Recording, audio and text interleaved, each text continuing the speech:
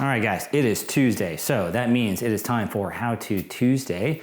This week, what we're going to focus on is update management. Basically, the way you can control the updating of the agents for either the endpoint technology or the server technology within Sophos Central. Now, there's more than one way to do this. There isn't a good way or a bad way. There isn't a right or a wrong. There are some pros and cons to either. It just depends on what works within your organization, which is why we give you multiple ways to tackle this. So we thought this would be a great How To Tuesday, just because we do get questions from this from time to time, and it's actually a fairly fast one. Last week's was a long one. We'll go ahead and I'll put it up here on the card if you want to watch it. It's a little bit longer than we like to do. This week, we're going to be a little bit shorter, and we're going to talk about update management. All right? Send it over to Brandon.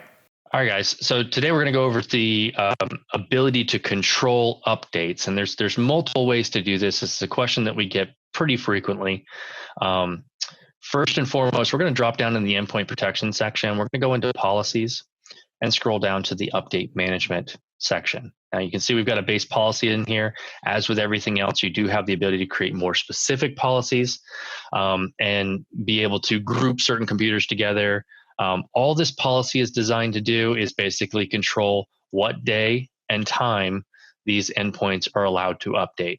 So you can see that as the first option here. If I select this on, right now it's 2 p.m. on Wednesday. If I wanted to make it for group 1, 2 p.m. on Thursday, and then group 2 could be 2 p.m. on Friday, so on and so forth. You kind of get the idea. The second option that you see is whether to use an update cache, which is the default option, or not use an update cache by turning this ticker on. Update caches on-prem will give you the ability to kind of conserve bandwidth by providing an on-premise point for which the endpoints to update from. And you can track within each of the computers where their actual update source has been taken from. So the second option is to go into settings. And if I scroll down into the endpoint section down here, you'll see this little part called control updates. Now, if I select controlled updates, you'll see 3 options. So I can pause updates now, which will just indefinitely pause updates until you unpause them or resume normal updating procedure. And then you can pause updates on a set date. And then you have the ability to control updates manually. Now, my preference is control updates manually. If I select control updates manually, it gives me really kind of a unique ability. I have the ability to set test computers. Now, all of my computers, this is obviously a lab, so all of my computers are up to date. If they weren't, there would be a second line here that would say newest, oldest, and then it would tell you, have a little button right here that basically shows, do you want to update your test computers, which will push the update only to the computers that you've selected in this text section down here.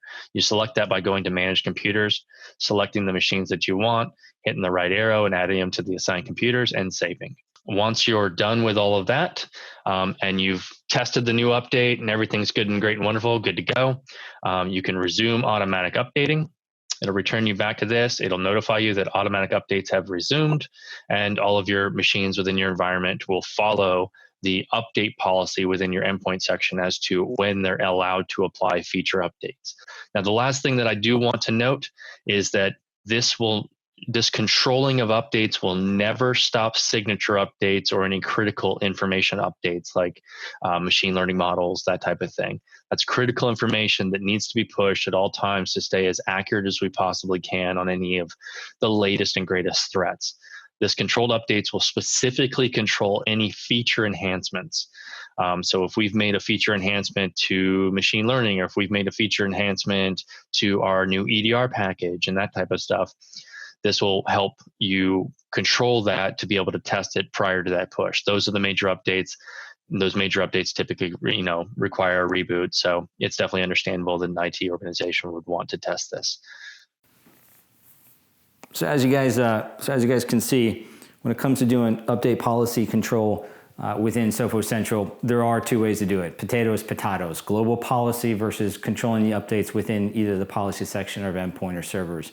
There isn't necessarily one that's better than the other. It just really depends on what your rules or your policies are in your organization as it relates to updates and controlling the updates of agents, testing, and all the fun things that come along with policy and change control. So hopefully you found that informative. We really did enjoy making it for you guys. And as always, thank you for watching. We've got a ton of things in store for you in 2019, and we can't wait to share them with you. So Have a great week, everybody.